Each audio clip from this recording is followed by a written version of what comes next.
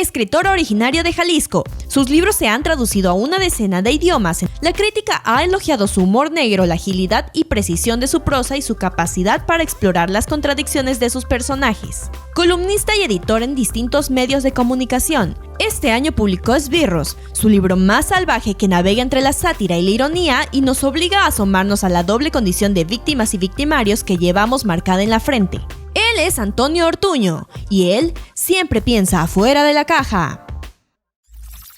Antonio, bienvenido. Qué gusto tenerte hoy aquí con nosotros. ¿Qué tal, Edgar? Buenas tardes también a todo el auditorio. Para las personas que nos están escuchando y aún no tienen el gusto de conocerte, ¿cómo defines a Antonio? Pues yo soy esencialmente un escritor, me dedico a la narrativa, escribo novelas y relatos. He sido editor periodístico muchos años y todavía soy columnista. Tengo una columna todos los lunes en El País. Y bueno, pues también trabajo en cosas relacionadas con el guionismo, tanto para cine como para otros medios audiovisuales. Entonces, bueno, pues como un narrador, como un contador de historias, supongo. Platícanos cómo nace esta pasión, porque viéndote, conociendo, cuando uno lee todas las publicaciones, obras que tú has hecho, se ve que efectivamente hay una pasión por las letras, una pasión por escribir, ¿sí?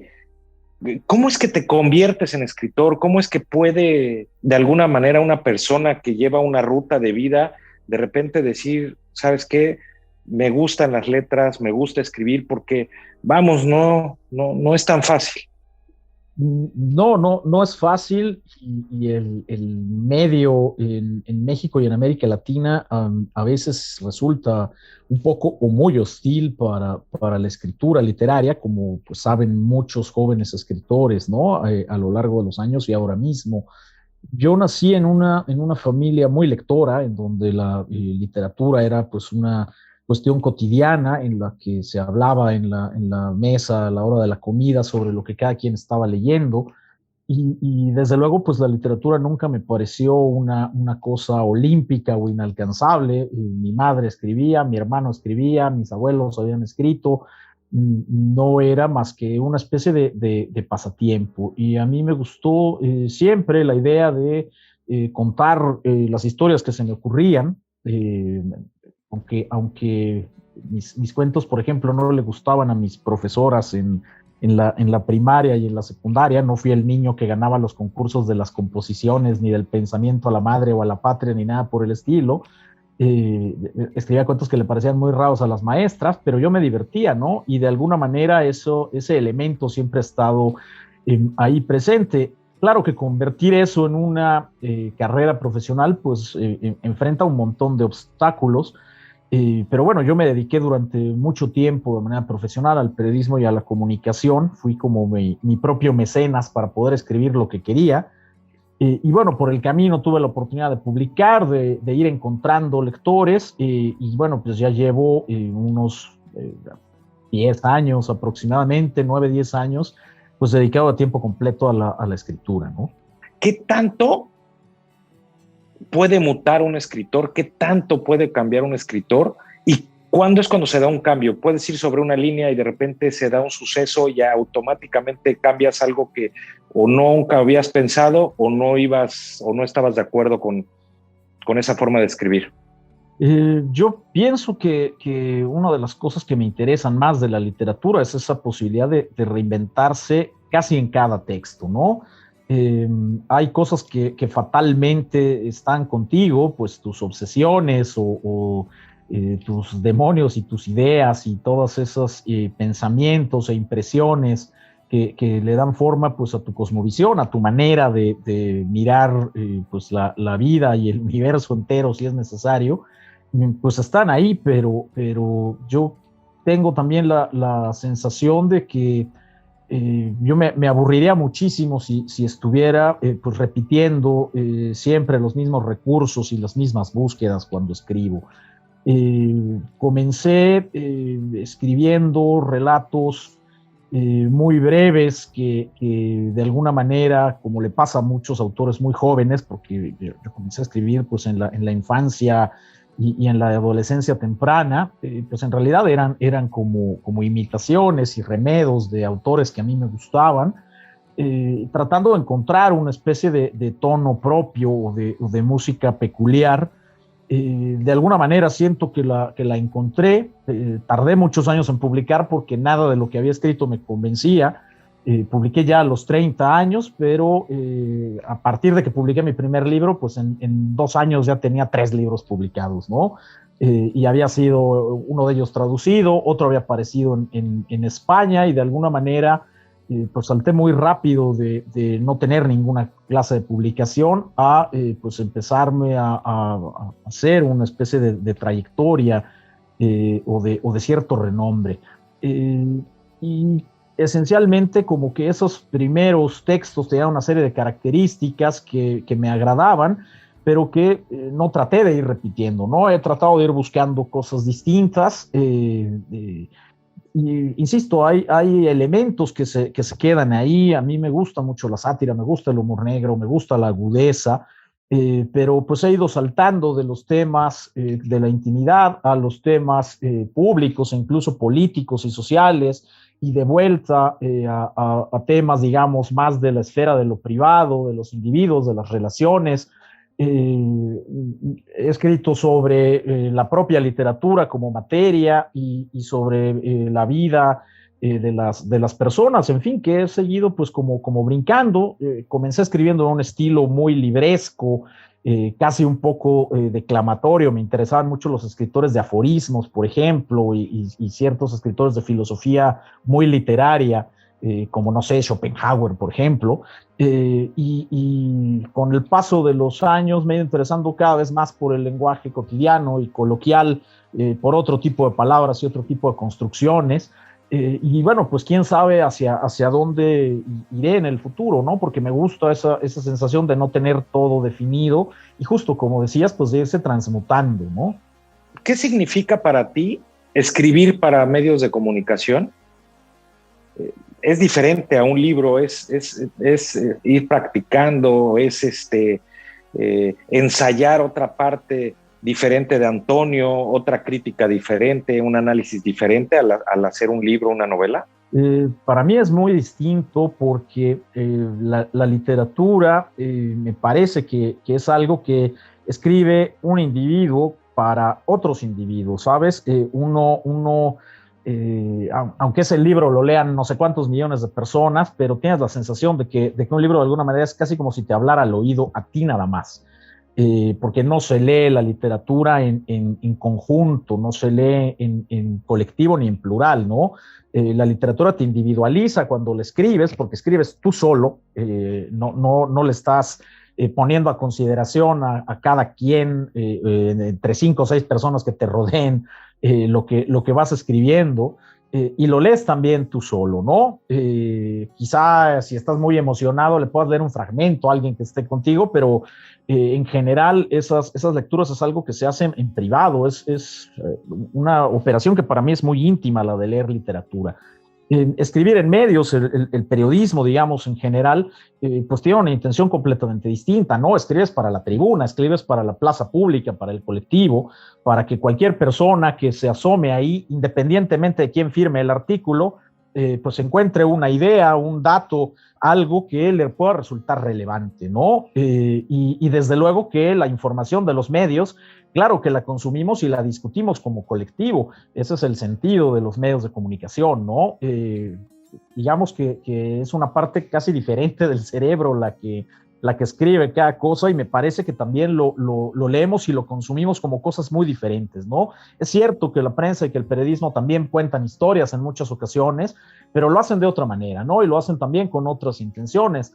Desde luego el lenguaje y las herramientas, digamos, narrativas que utilizas, por más refinadas que sean, pues son muy diferentes cuando escribes periodismo que cuando estás intentando una obra literaria, ¿no? Entonces, en mi caso, son actividades completamente separadas, y me parece que eso funciona completamente para mí, ¿no? No me gusta el periodismo demasiado literaturizado, en que las ideas y los hechos están sometidas al estilo.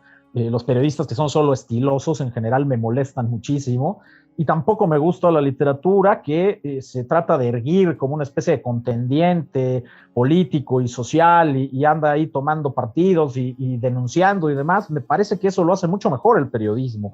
Entonces yo, sinceramente, pues no trato de que se mezcle una cosa con otra, ¿no? Aunque a la vez, desde luego, también hay ciertos vasos comunicantes.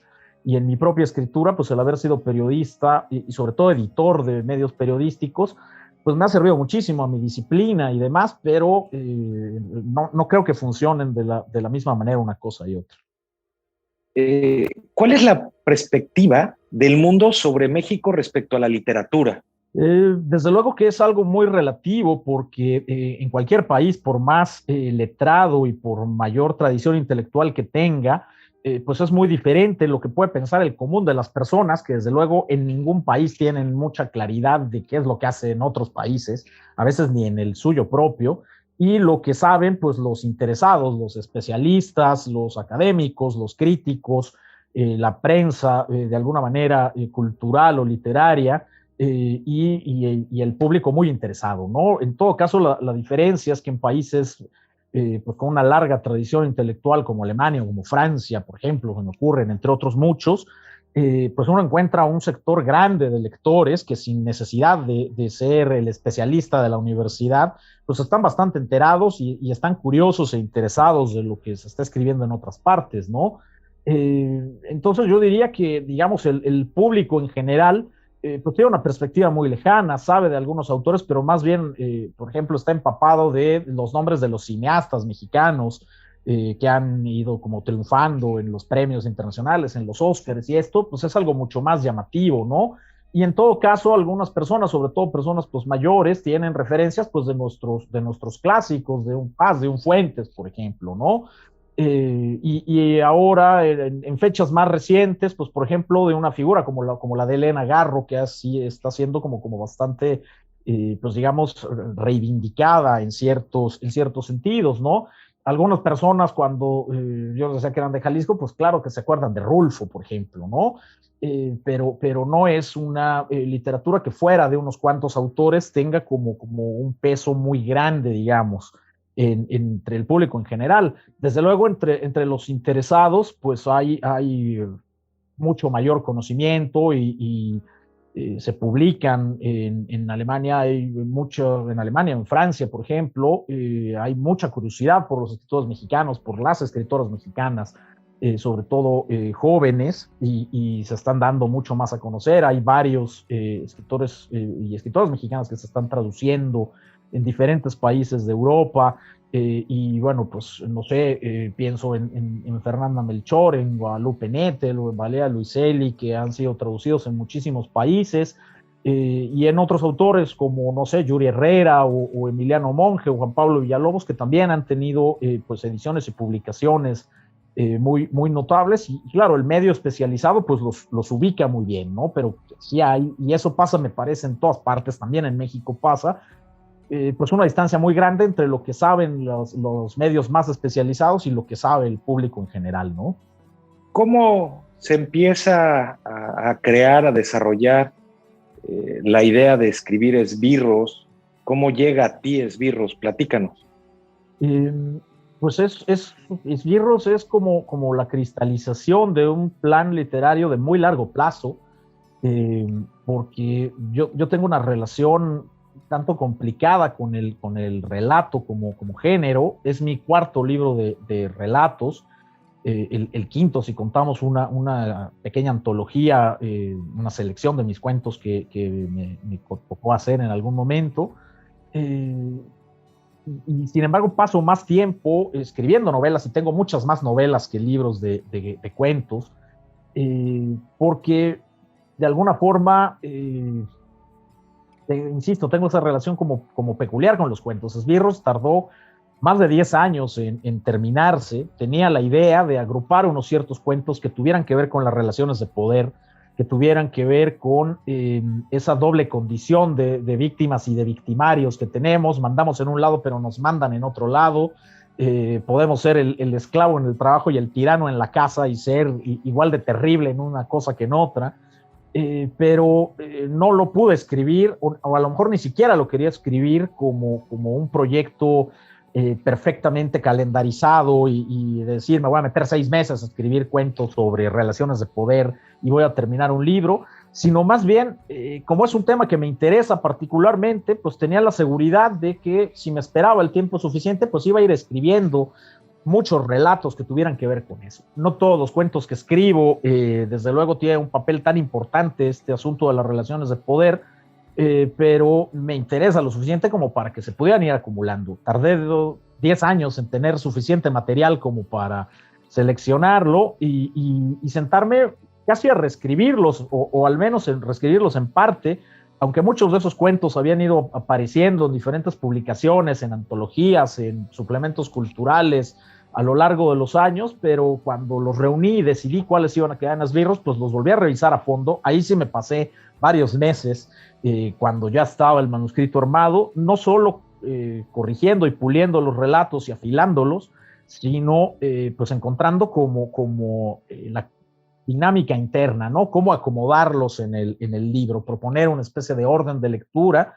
Desde luego, pues el lector hará lo que le pegue la gana y los leerá en el orden que quiera, pero a mí me pasa como con los viejos LPs, ¿no? Me gusta que haya al menos una posibilidad de lectura que yo le ofrezca a quien abra el libro en un cierto orden, y a eso me dediqué muchos meses hasta que se cristalizó el libro en sí, ¿no? Pero como te digo, pues es un proyecto que me llevó más de 10 años terminar, aunque tenía la idea muy clara, y claro, en medio de eso, pues se publicó casi todo lo demás que he publicado, un montón de libros, otro par de libros de cuentos, muchas novelas, un montón de novelas, incluso ensayos, pero había que darle el tiempo que requería para que quedara bien. Fue un poco como, sabes, ir añejando una barriquita hasta que pues llegó al punto en que quería que estuviera, ¿no? Oye, ¿qué viene en tu futuro próximo? ¿Qué proyecto está ya cocinándose? Pues mira, proyectos muchos que estén ya completamente armados y bastante cerca incluso de salir. Va a aparecer publicado un pequeño libro infantil que para mí es una satisfacción muy grande, que trabajé con un dibujante extraordinario inglés que se llama Jonathan Farr, y que es un pequeño cuento al respecto de pues la migración de mis perritos a Europa, su viaje de ida y vuelta a Europa junto con nosotros cuando estuve viviendo por allá. Y bueno, pues lo escribí originalmente para mis hijos, pero pues ahora ya lo revisé y se trabajó, y va a aparecer pues, pronto, en unos par de meses o así, publicado, ¿no? Para un público, desde luego, pues infantil. Tengo otra novela que aparecerá a finales de este año, en la que llevo trabajando pues más o menos los últimos 3 años, casi 4 años, que tiene que ver con una banda de heavy metal, pues sigue, ¿no? Estoy empezando a tomar notas para otra novela. He estado trabajando también en proyectos de guión cinematográfico, que ahí van. Los tiempos del cine son un poco lentos, pero las cosas van muy bien, avanzando. Entonces, bueno, pues proyectos muchos, ¿no? Pero de entrada, pues ya están prácticamente hechos ese, ¿no? El libro infantil que ya está para edición. Escribí también una novela juvenil, que ya he escrito algunas, y también ya estamos en la etapa como final de edición para que aparezca, yo creo, también este mismo año. Entonces, bueno, pues la verdad es que aunque ha sido horrible en muchos sentidos, pero pues la posibilidad de estar metido todo el tiempo en mi estudio que me dio la pandemia, pues me ha ayudado quizás a ahorrarme un año o 2 de esperas para terminar algunos proyectos que estaban ahí rondando, ¿no? Con toda tu trayectoria, que es grandiosa, que tu camino en la literatura, ¿qué recomendación le podrías dar a la audiencia, al que se quiere atrever a hacer algo, al que necesita prender una llama en él para poder decir? Ahorita tú dices, Esbirros es un trabajo de 10 años, y después de 10 años hiciste muchas cosas intermedias. Entonces creo que es una habilidad, una cualidad el poder hacer este tipo de cosas. ¿Qué les podrías decir, Antonio?